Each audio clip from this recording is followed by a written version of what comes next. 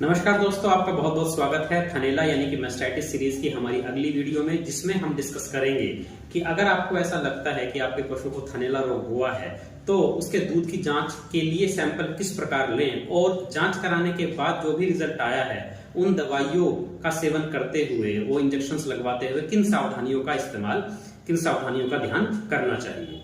तो चलिए दोस्तों, बिना समय बर्बाद किए चलते हैं अपनी इस यात्रा के अगले पड़ाव पे। दोस्तों, पिछली वीडियो में मैंने डिस्कस किया था कि थनैला मुख्यतः दो प्रकार का होता है, सब क्लिनिकल और क्लिनिकल। वो ज्यादा रिपीट तो नहीं करूंगा, लेकिन सब क्लिनिकल मैस्टाइटिस में मैंने आपको बताया था कि ज्यादा लक्षण नहीं आता है, सिर्फ एक ही लक्षण आता है कि समय के साथ दूध कम हो जाता है। और क्योंकि ये दूध कम भी ज्यादातर चारों के चारों थनों में होता है, तो इस वजह से इस बात का अंदाजा लगाना मुश्किल है कि मैस्टाइटिस यानी कि थनैला के कारण ही दूध कम हो रहा है या कोई और कारण है। तो दोस्तों, इस का कारण पता चलाने के लिए हमें दूध की जांच अवश्य करानी चाहिए। हालांकि मेरा खुद का ऐसा मानना है कि क्लिनिकल मैस्टाइटिस में भी इलाज शुरू करने से पहले दूध की जांच करा लेनी चाहिए, लेकिन उसमें कई बार ऐसा होता है क्लिनिकल मैस्टाइटिस में कि लक्षण इतने ज्यादा एग्रेसिव होते हैं कि हमें समय नहीं मिल पाता, क्योंकि दूध की रिपोर्ट आने में, दूध जब सैंपल हमने लिया है उसकी रिपोर्ट आने में लगभग 3 दिन लगते हैं। तो दोस्तों, जब भी हम दूध का सैंपल लेते हैं पशु का, उसकी जांच कराने के लिए, कि ये पता करने के लिए कि उस किस कीटाणु की वजह से थनैला हुआ है और उस कीटाणु के खिलाफ कौन सी दवाई काम करेगी, उस दूध का सैंपल लेने के लिए आपको इधर उधर किसी डॉक्टर के पास जाने की आवश्यकता नहीं है, वो आप खुद भी दे सकते हो। सिर्फ 2-3 बातें आपको पता होनी चाहिए, जैसे कि सबसे पहले कि जब भी आप दूध का सैंपल लें तो आप अपने हाथों को अच्छी तरह साफ कर लें और थन को, जिस थन का दूध खराब है या जिस थन के दूध की आपको जांच करानी है उसे भी अच्छी तरह साफ कर लें। अब बात ये आती है साफ करेंगे कैसे। साफ करने के लिए अल्कोहल स्वैब। अब आप कहेंगे जी अल्कोहल स्वैब तो हमें कहां से मिलेगा। दोस्तों, अगर अल्कोहल स्वैब वैसे तो किसी भी गली मोहल्ले चौक चौराहे के मेडिकल स्टोर पे इजीली अवेलेबल होता है, लेकिन फिर भी अगर आप अल्कोहल स्वैब नहीं मिल पाता है तो हर घर में डेटोल या सेवलोन वगैरह होता है। आप कॉटन पे या किसी साफ कपड़े पे डेटोल या सेवलोन लगा के उससे अपने हाथ और थन को साफ कर लीजिए। दोस्तों, अगला स्टेप आता है कि आप 5 ml की सिरिंज लीजिए। सिरिंज किसी भी मेडिकल स्टोर पे इजीली अवेलेबल है।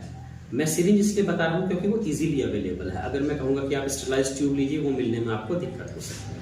अब डेटोल, सेवलोन और सिरिंज आपके पास है, आपने हाथ और थन को अच्छी तरह साफ किया। उसके बाद दोस्तों, आप सिरिंज को आगे से सुई से बंद कर दीजिए और पीछे से उसका प्लंजर खोलते हुए शुरू की 1-2 धार डिस्कार्ड करके, यानी कि जमीन पे मार के डायरेक्ट सिरिंज के अंदर 1-2 धार मारिए और सिरिंज को वापस बंद कर दीजिए और उसे अपराइट पोजीशन में रखिए। अब ये सैंपल आपका तैयार है अंडर स्टेराइल कंडीशंस। अगर आपको तुरंत लैब में जाना है तो आप इसे अपराइट पोजीशन में एज सच रूम टेम्परेचर पे, यानी कि बिना ठंडा किए या बिना बर्फ के ले जा सकते हैं।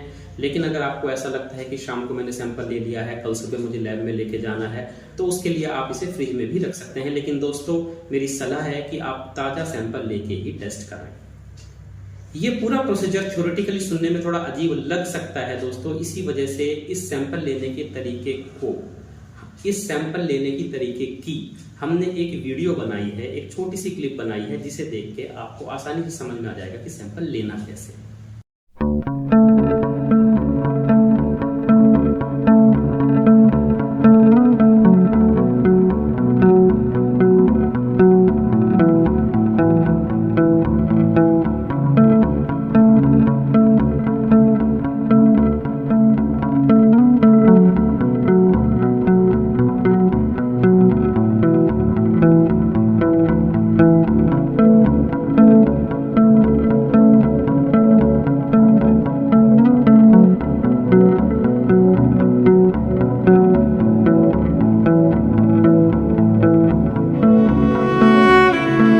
अक्सर हमारे पास पशुपालक आते हैं कि दूध का चेकिंग कराई है, तो हम सबसे पहले उनसे यही पूछते हैं आपने सैंपल कैसे लिया था।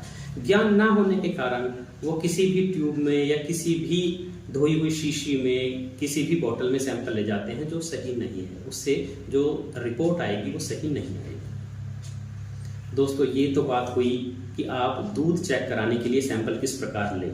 उसके बाद जब 3 दिन के बाद रिपोर्ट आएगी, अगर उसमें ये आता है कि इस दूध में कीटाणु थे और साथ में वो आपको बताएंगे कि इस कीटाणु के लिए कौन सी दवाई सही रहेगी, उसमें कई दवाइयां हो सकती हैं, जनरली एंटीबायोटिक्स। तो दोस्तों अब आपको कैसे सेलेक्ट करना है कि वो एंटीबायोटिक कौन सी हो, कैसे हो, वो तो आपका डॉक्टर करेगा, लेकिन उनको लगवाते हुए ध्यान किस चीज का रखना है, उसमें मुख्यतः 4 बातें जो हैं वो ध्यान में रखनी है कोई भी एंटीबायोटिक लगवाते हुए। सबसे पहली बात तो ये कि जब भी हम एंटीबायोटिक का कोर्स शुरू करते हैं तो साथ में कोई भी एंटीबायोटिक नहीं लगनी चाहिए। एंटीबायोटिक मतलब दर्द, बुखार, सूजन की कोई दवाई या इंजेक्शन साथ में नहीं चलनी चाहिए, क्योंकि एंटीबायोटिक हमारे शरीर में काम करती है हमारे शरीर की प्रतिरोधक क्षमता के साथ मिलकर, और जितने भी एंटीबायोटिक्स हैं, नसेड्स हैं, एनाल्जेसिक्स हैं, ये सब हमारे शरीर की प्रतिरोधक क्षमता को थोड़ा कम करते हैं, तो उससे उस दवाई का उतना असर नहीं आएगा। दूसरी बात दोस्तों हमें जो ध्यान रखनी है वो ये रखनी है कि हमें ब्रॉड स्पेक्ट्रम एंटीबायोटिक नहीं यूज करनी है, शॉर्ट स्पेक्ट्रम एंटीबायोटिक ही यूज करनी है। दोस्तों इस बात का ध्यान आपका डॉक्टर रखेगा वैसे तो, लेकिन इसी वजह से अब आप इस बात का ध्यान कैसे रख सकते हैं, उसी के लिए हम दूध की जांच कराना चाहते हैं। जैसे कि मैंने आपको कहा कि आप इलाज कराने से पहले थनैला का, चाहे किसी भी प्रकार का थैला हो, आपको उससे पहले दूध चेक इसीलिए कराना चाहिए क्योंकि उसमें जो दवाई आएगी वो स्पेसिफिक आएगी, तुक्केबाजी नहीं होगी। तीसरी बात दोस्तों कि हमें ड्यूरेशन का ध्यान रखना है। एक बार जब एंटीबायोटिक का कोर्स शुरू हो गया तो हमें बीच में नहीं छोड़ना है उसका। आप पूरा, क्योंकि एंटीबायोटिक का जो इलाज चलता है वो लंबा चलता है, आप उसका पूरा कोर्स कीजिए। हो सकता है कि 1 इंजेक्शन लगने के बाद असर आ जाए कि हाँ फर्क पड़ गया, 2 इंजेक्शन के बाद आ जाए, 3 इंजेक्शन के बाद आ जाए, लेकिन दोस्तों कम से कम 5 दिन आप एंटीबायोटिक जरूर लगवाएं। और अगर थोड़ा डिलेड रिस्पॉन्स एनिमल शो कर रहा है तो 7 और कभी कभी 9-10 दिन तक भी एंटीबायोटिक चलानी पड़ जाती है। इसके अलावा दोस्तों चौथी बात है डोज। डोज कुछ हद तक हमारे हाथ में नहीं है, क्योंकि जो बनी बनाई प्रिपरेशंस मार्केट में अवेलेबल हैं वो 400 किलोग्राम के पशु के लिए हैं। इसके लिए अगर हम सेलेक्ट कर सकें तो हमें ऐसी प्रिपरेशंस, ऐसी एंटीबायोटिक सेलेक्ट करनी चाहिए जो रेडी टू यूज हो, यानी कि जिन्हें घोलकर नहीं लगाया जाता है, क्योंकि उसमें हमारे पास बड़ी वायल होती है, उसमें हम एनिमल के वेट के हिसाब से 20, 25, 30 या उससे ज्यादा भी निकाल सकते हैं। तो इन बातों का ध्यान दोस्तों रखना है। Dose and duration, not collaborating with the analgesics and the use of narrow spectrum antibiotics। दोस्तों आपने हमारी वीडियोस को काफी प्यार दिया है, काफी सराहा है, इसी वजह से हिम्मत बनती है कि हम आपके लिए नई वीडियोस डालें।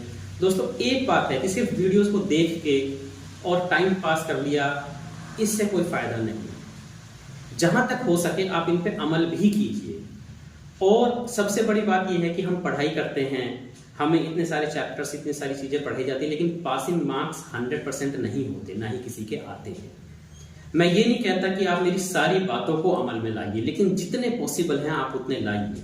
आप 90% करते हैं, जिस प्रकार से पढ़ने वाले बच्चा 90% बहुत अच्छी बात है, लेकिन 70-80% भी खराब नहीं है। और अगर आप नहीं कर सकते तो पास तो 50% वाले बच्चे भी होते हैं। तो इसलिए आप सारी नहीं तो जितनी भी आपको इजीली मैनेज हो सके, आप उन बातों पे अमल जरूर कीजिए। धन्यवाद।